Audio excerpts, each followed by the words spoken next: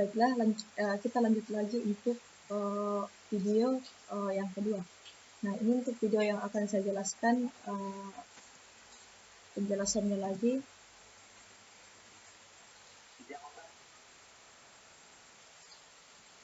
Nah, ini adalah video yang akan saya jelaskan. Di sini adalah di sini dari video yang saya sudah tonton, ini juga memiliki inspirasi yang bagus bagi pendesain dan bisa kita ambil sebagai inspirasi bagi kita karena dari video ini banyak pelajaran yang kita dapatkan dari penjelasan Tom MC Ifle, yang dimana pada video ini Tom MC Ifle menjelaskan langkah bisnis desain bisa sukses. Nah, lalu ada pertanyaan yang akan dijawab oleh Tom MC Ifle. Ifle dari pertanyaannya adalah,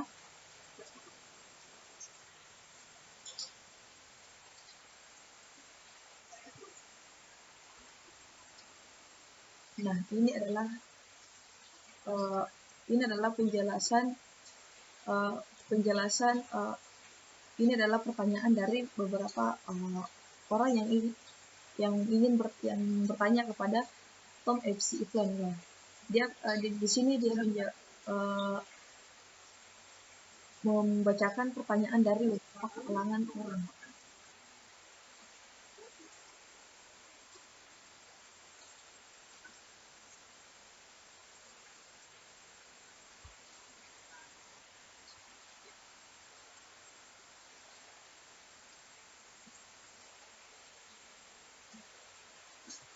Nah, itu adalah pertanyaan dari beberapa kalangan orang. Nah, yang saya bisa jelaskan di sini adalah yang saya tangkap dan dijelaskan oleh Tom MC Ifle dari pertanyaannya. Nah, maka itu Tom MC Ifle ini menjelaskan bahwa desain yang telah kita buat atau yang kita suka itu tidak disukai oleh customer, akan tetapi itu adalah hasil dari kreativitas kita sendiri, dan kita menginginkan dapat menciptakan sebuah desain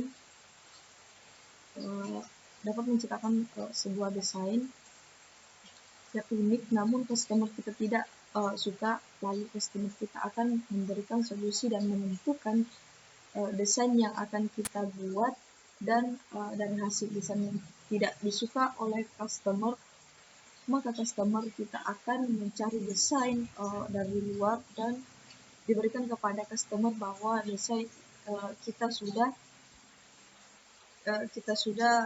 bagus, karena itu adalah hasil dari contekan orang lain, kemudian kita berikan desain kita kepada customer. Nah, Tom MC Ifle ini menjelaskan bahwa problemnya adalah program-program yang artistik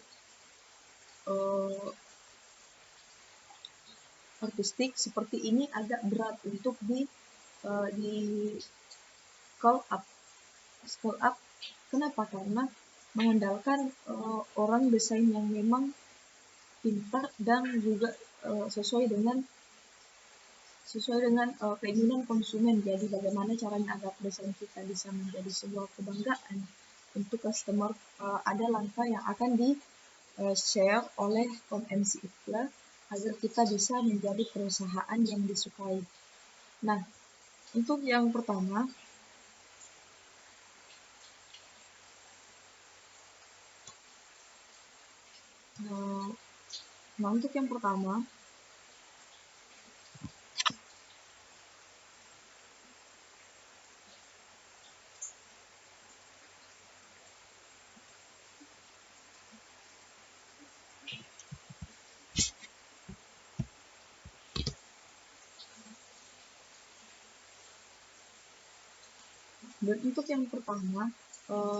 customer suka dengan branding. Kalau kita membranding sesuatu tapi kita tidak pernah membranding desain tersebut, bahkan kita tidak pernah mempromosikan kita tidak pernah membuat atau serius dalam brand kita, lalu kita bisa membuat atau serius dalam brand kita, lalu kita bisa membayangkan kita mendapatkan desain, tapi orang tidak tahu ini desain apa, ini desain siapa, kenapa saya harus beli, kenapa desain ini bagus, kenapa ini tidak bagus. Karena branding adalah sebuah cara untuk mengedukasikan konsumen. Branding, tugas kita sekarang memikirkan bagaimana cara kita bisa membranding company kita, sehingga pada saat kita menunjukkan sesuatu kepada customer dan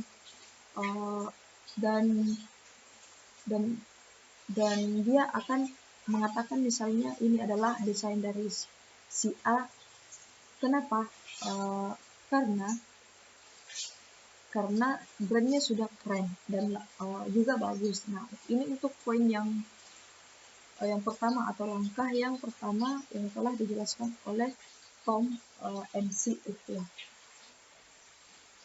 Untuk yang kedua adalah branding. Harus didukung oleh marketing karena kita perlu mendesain sebuah konten yang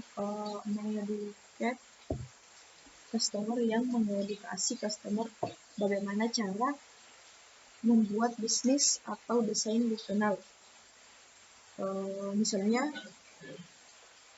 kenapa desain ini bagus? Siapa yang pakai desain ini? Kenapa desain ini harus diterapkan? Kenapa desain ini yang terbaik? Sehingga kita benar-benar sukses membuat customer bangga membeli produk kita. Nah, untuk yang langkah yang ketiga adalah exhibition. Mengapa kita menggunakan exhibition? Karena desainer mereka melakukan yang namanya exhibition. Tujuannya apa? Untuk menunjukkan bahwa ini sudah ditampilkan di New York, ini sudah ditampilkan di Belanda, ini sudah ditampilkan di Jerman. Jadi exhibition ini penting sekali untuk mendapatkan pengakuan. Nah,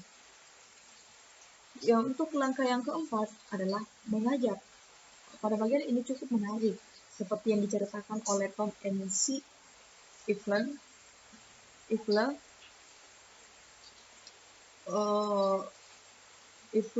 Dia menceritakan bahwa dia memiliki seorang desainer biasa-biasa saja, tetapi karena dia mengajarkan teknik-teknik stylenya kepada murid-muridnya,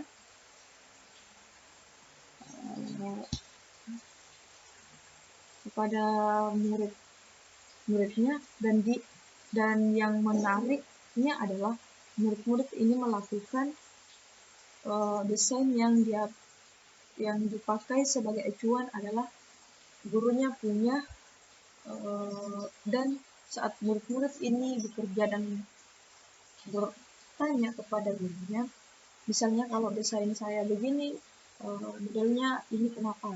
Artinya ketika kita mengajar, nama kita akan diakui sebagai expert kalau sudah mengajar.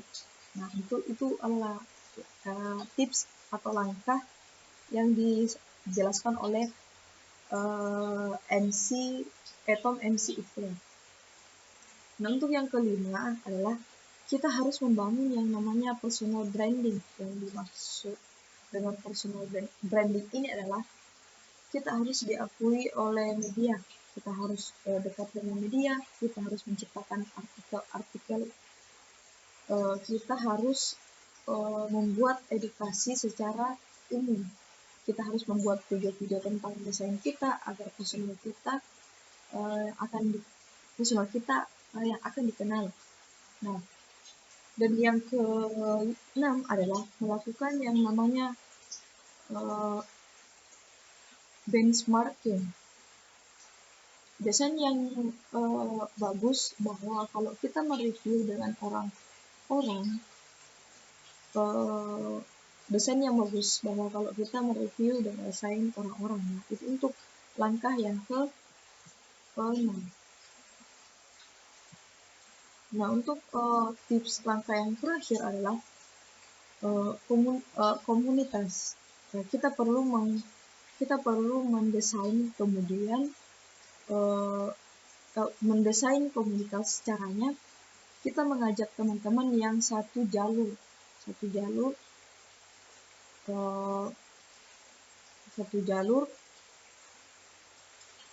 dan mengajak teman-teman yang memang punya satu pemikiran dan membuat tren bersama, karena komunitas ini penting sekali, karena komunitas akan saling mendukung, saling mensupport. Nah, itu untuk baiklah, itu untuk penjelasan yang